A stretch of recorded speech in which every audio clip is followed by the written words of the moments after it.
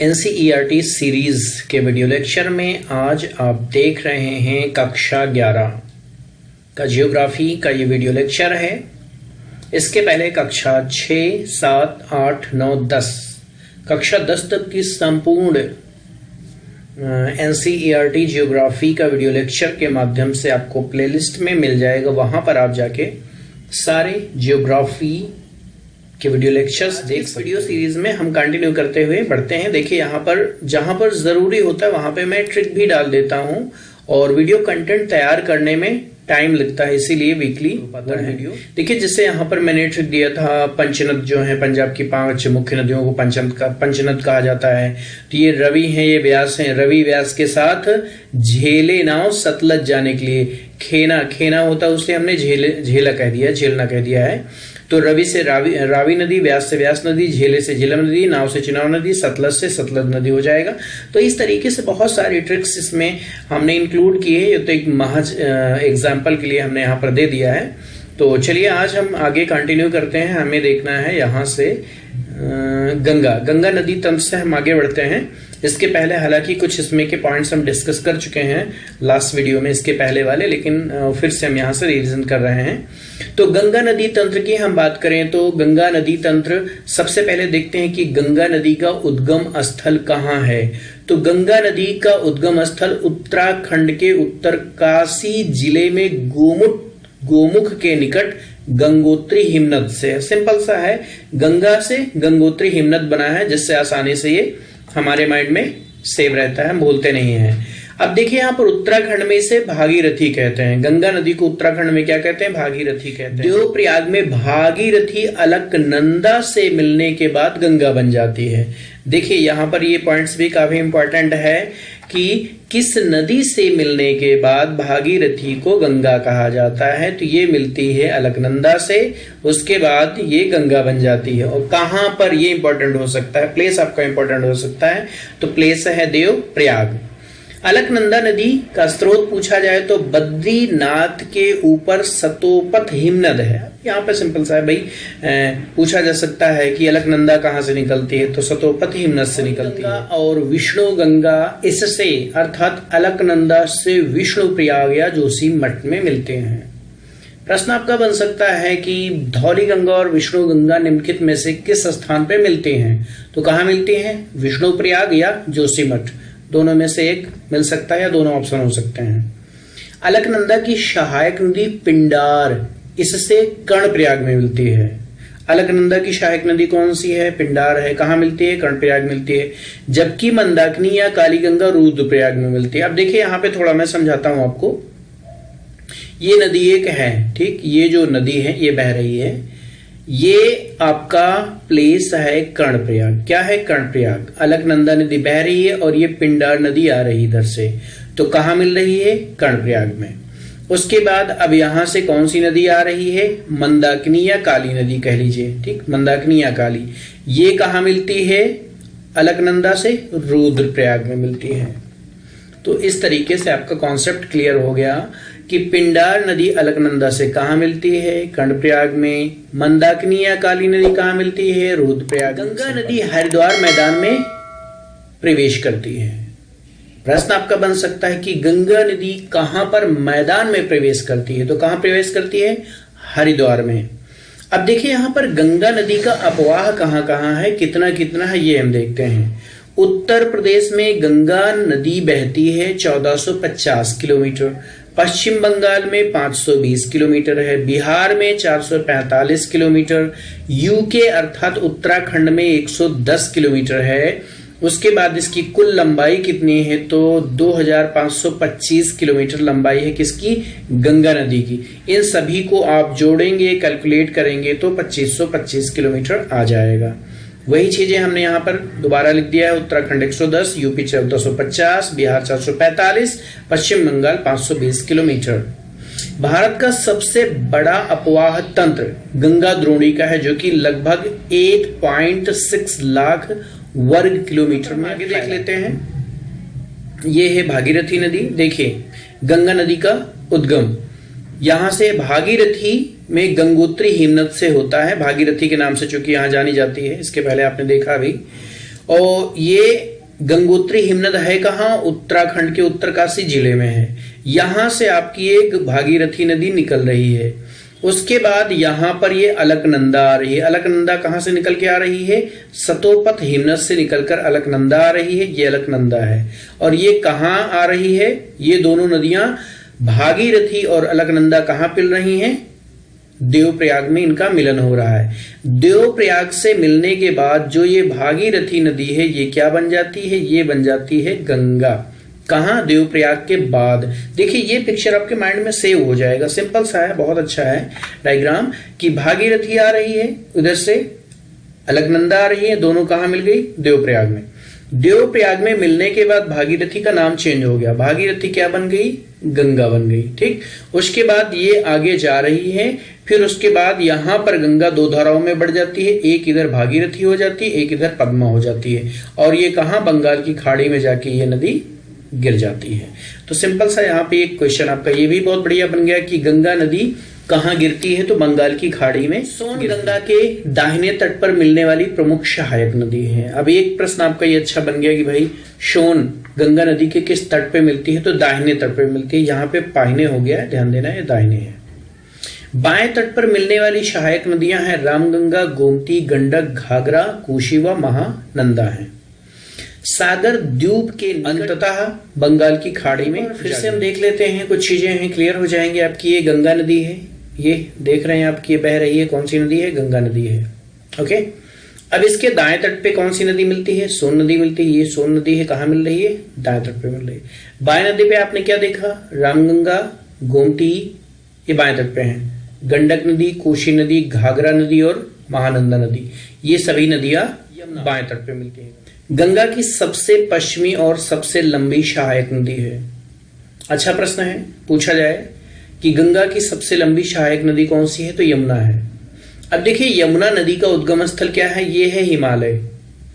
ये हिमालय है और हिमालय में यमुनोत्री हिमनद से, यमुनोत्री हिमनद में बंदरपूंछ से निकलती है। कहां से निकलती है? बंदरपूंछ से। पहली चीज आपको याद रहेगी हिमालय। हिमालय में यमुनोत्री हिमनद और यमुनोत्री हिमनद में बंदरपूंछ से क्या निकलती है? यमुना नदी निकलती है। ये यमुना नदी है। अब यहां पे आगे देखते हैं, कुछ पॉइंट्स हैं। इसके दाएं तट पे चंबल नदी मिलती है, सिंध मिलती है, केन मिलती है, बेतवा मिलती है। बाएं तरफ की बात करें तो बाएं तट पे रिंद नदी, सेंगर नदी, हिंडन नदी, वर्णा नदी, ये सभी नदियां बाएं तट पे मिलती हैं। उसके बाद फिर आगे चल के इसमें गंगा मिल जाती है। कहां? प्रयागराज में।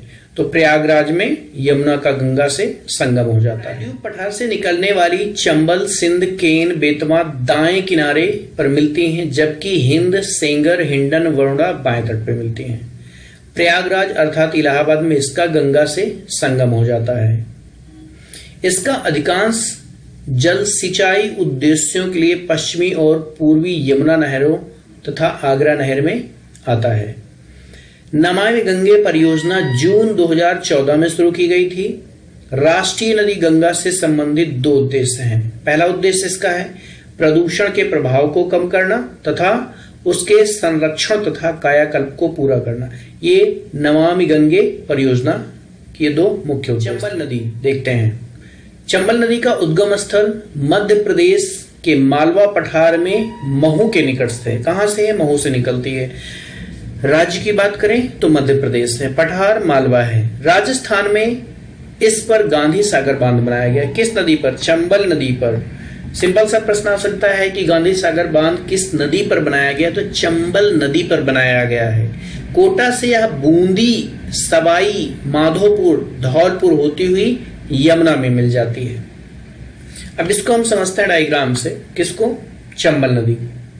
चंबल नदी देखिए, ये आपका बड़ा एरिया क्या हो गया? मध्य प्रदेश हो गया। मध्य प्रदेश के अंतर्गत ये आपका क्या हो गया? मालवा पठार हो गया। मालवा पठार में महू है, तो ये है महू। महू से ही चंबल नदी का क्या है? उद्गम। अपनी उत्खात भूमि वाली भू आकृति के लिए प्रसिद्ध है। इसे चंबल खड्ड भी कहा जाता है। देखते हैं, दो धाराओं काली गंडक और त्रिशूल गंगा के मिलने से गंडक नदी बनती है। इसका उद्गम स्थल है नेपाल हिमालय में धौलगिरी व माउंट एवरेस्ट के मध्य से। अब देखिए यहाँ पर ये गंडक नदी है। गंडक नदी कहां से निकलती है? नेपाल में हिमालय, ये मान लो नेपाल है, माउंट एवरेस्ट, और यहाँ पे है आपका धौलागिरी। तो इन दोनों के बीच से क्या निकलती है? हमारी गंडक नदी निकलती है। बिहार के चंपारण जिले में यह गंगा मैदान में प्रवेश करती है और पटना के निकट सोनपुर में गंगा से मिल जाती है। सिंपल सा पूछा जाए कि गंडक नदी गंगा में कहां मिलती है, तो सोनपुर में मिलती है। सोनपुर बिहार में है, और सोनपुर आप जानते हैं कि पशुओं का सबसे बड़ा मेला सोनपुर में ही लगता है। घाघरा नदी उद्गम है माप चाचुंगो हिमनद से। तिला, सेती व बेरी सहायक नदियों का जल ग्रहण करने के उपरांत यह सीसा पानी में एक गहरे महाखंड का निर्माण करती है। बहुत अच्छा प्रश्न आपका बन सकता है कि कौन सी नदी सीसा पानी में एक गहरे महाखंड का निर्माण करती है, तो कौन सी नदी हो जाएगी? घाघरा नदी हो जाएगी। घाघरा सीसा पानी का संबंध है। शारदा नदी, इसे काली गंगा या काली भी कहते हैं, किसको? शारदा नदी को। इससे मैदान में मिलती है और अंततः छपरा में यह गंगा में नदी विलीन हो जाती है। इसका स्रोत है तिब्बत में माउंट एवरेस्ट के उत्तर में। यहीं से इसकी मुख्य धारा अरुण निकलती है। कोशी एक पूर्ववर्ती नदी है। अरुण नदी से मिलकर यह सप्तकोशी गंगा बनाती है। रामगंगा का उद्गम है गैरसेन के निकट गढ़वाल की पहाड़ियों से। उत्तर प्रदेश में नजीबाबाद के निकट मैदान में प्रवेश करती है और अंत में कन्नौज के निकट गंगा में मिल जाती है। कौन सी नदी? रामगंगा। दामोदर नदी, इसकी मुख्य सहायक नदी बराकर है। किसकी? दामोदर की। कभी बंगाल का शोक कही जाने वाली इस नदी को दामोदर घाटी कारपोरेशन परियोजना द्वारा नियंत्रण में कर नागपुर पठार के पूर्वी किनारे पर बहती है और भ्रंश घाटी से होती हुई हुगली नदी में मिल जाती है। बहुत अच्छा प्रश्न है। शारदा या सरयू नदी, देखिए शारदा या सरयू दोनों एक ही नदी हैं। इसका उद्गम है नेपाल हिमालय में मिलाप हिमनद से। किससे? मिलाप हिमनद से है, जहां इसे गौरी गंगा के नाम से जाना जाता है। यह भारत नेपाल सीमा के साथ बहती हुई, जहां इसे काली या चाइक कहा जाता है, घाघरा नदी में मिल जाती है। महानंदा की बात करें तो इसका उद्गम स्थल दार्जिलिंग पहाड़ियों से है।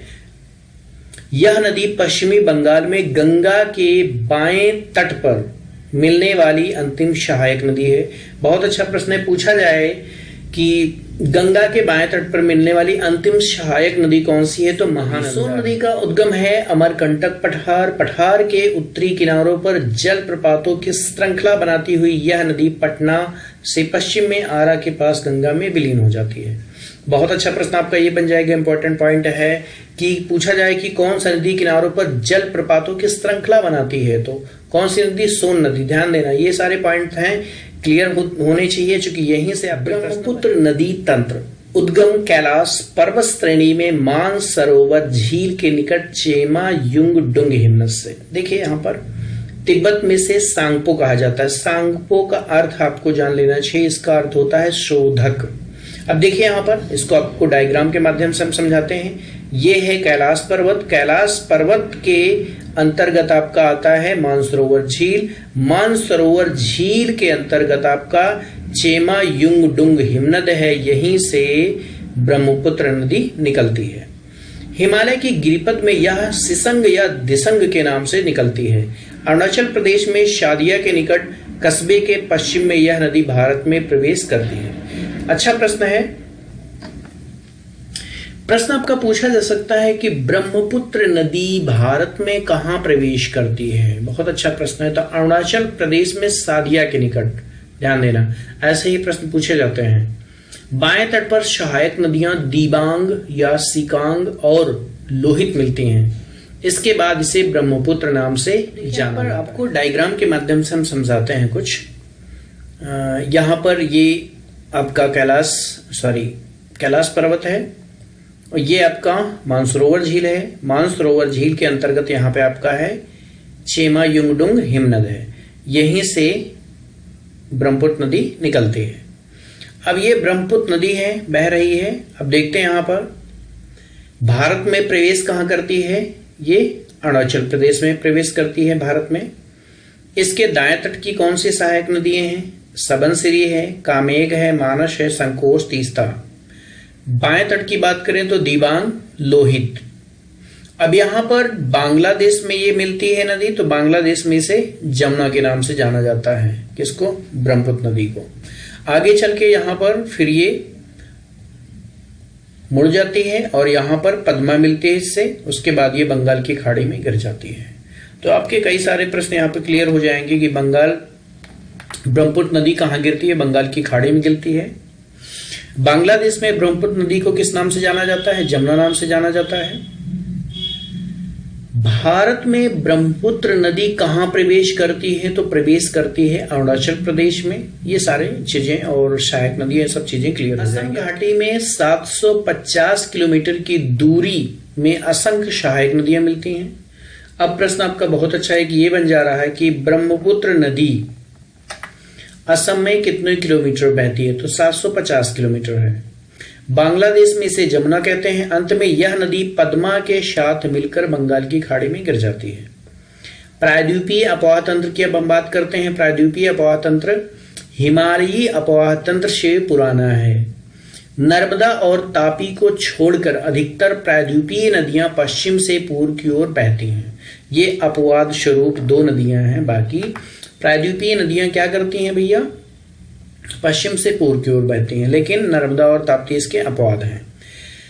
प्रायद्वीपीय नदियों की विशेषता है कि ये एक सुनिश्चित मार्ग पर चलती हैं, विसर्प नहीं बनाती और ये 12 मासी भी नहीं होती। यद्यपि भ्रंश घाटियों में बहने वाली नर्मदा और ताप्ती इसका अपवाद है। देखिए, वैसे तो प्रायद्वीपीय नदियां 12 मासी नहीं होती, लेकिन भ्रंश घाटी में बहने वाली नर्मदा और ताप्ती इसका अपवाद है। ये दोनों नदियां 12 मासी हैं, ये ध्यान देना है आपको। अब देखिए, विसर्प की बात की गई है। प्रश्न आपका सिंपल सा बहुत अच्छा पूछा जा सकता है कि कौन सी नदियां विसर्प नहीं बनाती? प्रायद्वीपीय नदियां नहीं बनाती, हिमालयी नदियां बनाती हैं। विसर्प आप जानते हैं कि ऐसे जो मोड़दार बहती हैं उन्हीं को विसर्प कहा। उद्गम है इसका छत्तीसगढ़ के रायपुर जिले में सिहवा के निकट से उड़ीसा में बहती हुई या बंगाल की खाड़ी में गिर जाती है। अब देखिए, डायग्राम के माध्यम से मैं आपको समझाता हूं। ये है आपका छत्तीसगढ़ का एरिया पूरा। छत्तीसगढ़ में ये है आपका रायपुर जिला और रायपुर जिले में सिहवा है। सिहवा के निकट से ही इस नदी का उद्गम है। अब हम बात कर लेते हैं महानदी का जल वितरण। तो महानदी का जल वितरण 3 राज्यों को जाता है, मध्य प्रदेश, छत्तीसगढ़ और उड़ीसा में। देखिए, ध्यान देना है यहाँ पर 53% मध्य प्रदेश और छत्तीसगढ़ दोनों को मिलाकर है, 53%। उसके बाद 47% बचता है, तो 47% जल किसको जाता है? उड़ीसा राज्य। इसकी पूछी जाए तो 851 किलोमीटर है। इसके निचले भाग में नौ संचालन भी होता है। इस नदी के अपवाह द्रोणी का 53% मध्य प्रदेश व छत्तीसगढ़ को और 47% भाग उद्गम इसका नासिक जिले में महाराष्ट्र से होता है। देखिए, ये महाराष्ट्र आपका हो गया, नासिक जिले हो गया, नासिक जिले में यहां से इसका उद्गम हो गया। अब गोदावरी नदी का जल वितरण की बात करें तो जल वितरण इसका 3 राज्यों में जाता है, 4 राज्य हैं। देखिए, 49% आपका जाता है महाराष्ट्र को, उसके बाद है 20% में ये हो गए हैं मध्य प्रदेश और छत्तीसगढ़, उसके बाद शेष जो भी बचता है वो आंध्र प्रदेश को जाता है। गोदावरी सबसे बड़ा प्रायद्वीपीय नदी तंत्र है, बंगाल की खाड़ी में गिरती है। लंबाई है 1465 किलोमीटर। प्रमुख सहायक नदियों की बात करें तो पेनगंगा, इंद्रावती, प्राणहिता और मांजरा है। राजामुंदरी के बाद यह नदी कई धाराओं में बंटकर एक बृहत डेल्टा का निर्माण करती है। कृष्णा नदी की बात करें तो इसका उद्गम स्थल है सह्याद्री में महाबलेश्वर के निकट से निकलती है। लंबाई है 1401 किलोमीटर। पूर्व दिशा में बहने वाली दूसरी सबसे बड़ी प्रायद्वीपीय नदी है। प्रमुख सहायक नदियों की बात करूं तो भीमा, कोयना, तुंगभद्रा है। जल वितरण इसका है महाराष्ट्र में 27% है, कर्नाटक में 44 है, आंध्र प्रदेश और तेलंगाना में 29% है। कावेरी का उद्गम है कर्नाटक के कोगाडू जिले से है, ब्रह्मगिरी पहाड़ियों से। लंबाई लगभग 800 किलोमीटर है। प्रायद्वीपीय नदियां प्रायः 12 मासी नहीं हैं, अपवाद हैं नर्मदा, तापी, इसके पहले आप देख चुके हैं। फिर भी यह नदी अर्थात कावेरी में भी लगभग पूरे साल जल सहायक नदियां इसकी हैं काबिनी, भवानी और अमरावती। कावेरी का जल वितरण है तमिलनाडु में है प्रतिशत और कर्नाटक में है 41% और केरल में जाता है इसका 3%। उद्गम है अमरकंटक पठार के पश्चिम पार्व से, दक्षिण में सतपुड़ा और उत्तर में विंध्याचल श्रेणियों के मध्य या भ्रंश घाटी से बहती हुई संगमरमर की चट्टानों में खूबसूरत महाखंड बनाती है। धुआंधार जलप्रपात जबलपुर के निकट है। देखिए बहुत अच्छा प्रश्न है, पूछा जाता है कि धुआंधार जलप्रपात किस नदी पर बना है, तो नर्मदा नदी पर बना है। कहाँ है, जबलपुर में है या जबलपुर के निकट है। नर्मदा नदी की लंबाई है लगभग 1312 किलोमीटर। बहने के बाद यह भड़ौच के निकट दक्षिण में अरब सागर में और 27 किलोमीटर लंबा ज्वार नदमुख बनाती है। ध्यान देना भैया, जो अरब सागर में नदियां गिरती हैं वो ज्वार नदमुख या एश्वरी बनाती हैं। एश्वरी भी वही है, ज्वार नदमुख भी वही है, और बंगाल की खाड़ी वाली डेल्टा बनाती हैं। सरदार सरोवर परियोजना इसी नदी पर बना है। बहुत अच्छा, बहुत बार पूछा गया है कि सरदार सरोवर परियोजना किस नदी पर बना है, तो नर्मदा पे बना है। नर्मदा के संरक्षण के लिए मध्य प्रदेश सरकार ने 11 दिसंबर 2016 को नमामि देवी नर्मदे एक यात्रा के नाम से योजना शुरू किया था। तापी नदी, इसका उद्गम स्थल मध्य प्रदेश के बैतूल जिले में मुल्ताई से है। जल वितरण की बात करें तो महाराष्ट्र को 79% है, मध्य प्रदेश 15 है और गुजरात में 6% जल का वितरण होता है। किसका, तापी नदी का। देखिए इसको हल्के में मत लीजिएगा, इन सब चीजों से ये प्रश्न आपके सिविल लेवल पे बहुत बार पूछे जाते हैं और वर्तमान में तो पैटर्न चेंज हो चुका है प्रश्न का। वन लाइनर ना करके कई सारे उसमें फैक्ट रहते हैं जिनमें आपको सारे डाटा याद होने चाहिए, तभी आप कर पाएंगे। इसकी 724 किलोमीटर है, खंभात की खाड़ी में अरब सागर में गिरती है। लूनी नदी का उद्गम स्थल अरावली पर्वत के निकट अजमेर जिले के अरावली के पश्चिम में लूनी राजस्थान का सबसे बड़ा नदी तंत्र है। बहुत अच्छा प्रश्न मिल गया है, पूछा जाए कि राजस्थान का सबसे बड़ा नदी तंत्र कौन सा है, लूनी नदी है। यह पुष्कर के समीप दो धाराओं सरस्वती और सागरमती के रूप में उत्पन्न होती है, जो गोविंदगढ़ के निकट आपस में मिल जाती है। यहां से यह नदी अरावली पहाड़ियों से निकलती है और लूनी कहलाती है। कच्छ के रण में विलुप्त हो जाती है। यह संपूर्ण नदी तंत्र अल्पकालिक है। बहुत अच्छा प्रश्न है, प्रश्न आपका पूछा जाए कि कौन सा नदी तंत्र अल्पकालिक है, तो लूनी नदी का तंत्र अल्पकालिक है। कौन सी नदी कच्छ के रण में विलुप्त हो जाती है, लूनी नदी हो जाती है। ये सारे पॉइंट हैं, यहीं से प्रश्न आपके बनते हैं। देखिए यहां पर आपका चैप्टर नंबर 3 समाप्त हो गया है। आगे कंटिन्यू रहेगा वीडियो। चैनल पे नए हैं तो सब्सक्राइब करिएगा। ऑथेंटिक एनसीईआरटी बेस्ड नोट आपको देखना है, नोट्स वीडियो लेक्चर के माध्यम से, तो आप प्लेलिस्ट को जरूर चेक करिएगा।